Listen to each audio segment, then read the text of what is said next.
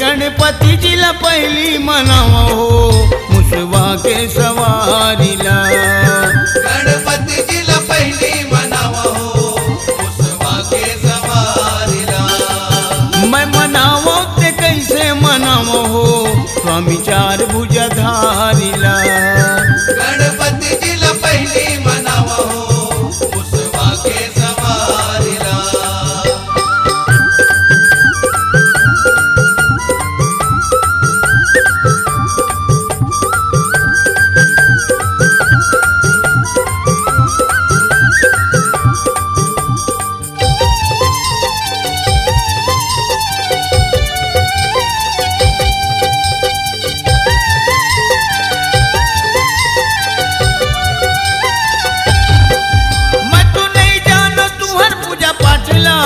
स्वामी नहीं जानो तू हर सेवकाई।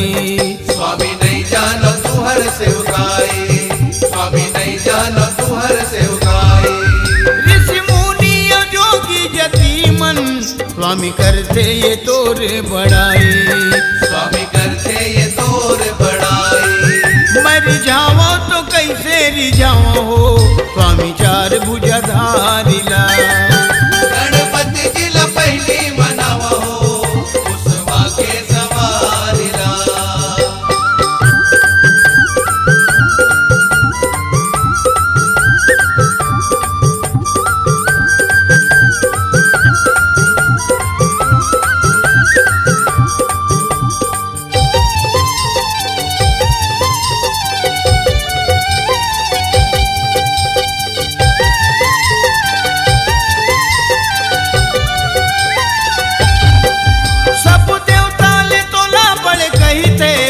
पहली कामे मतोला सब पूजते।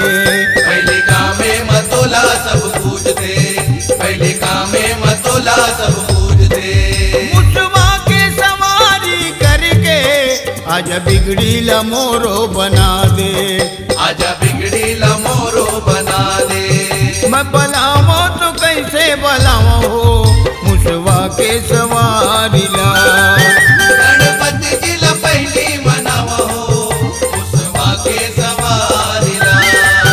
गणपतीजीला पहिली म्हणावो हो मुसवा के सवारीला। गणपतीजीला पहिली म्हणावा हो मुसवा के सवारीला। मैं मनावो तो कैसे मनावो हो स्वामी चार भुजधारीला। गणपतीजीला पहिली म्हणावा हो मुसवा के सवारीला। मुसवा के सवारीला। स्वामी चार भुजधारीला। मुसवा के सवारीला स्वामी चार भुजधारीला।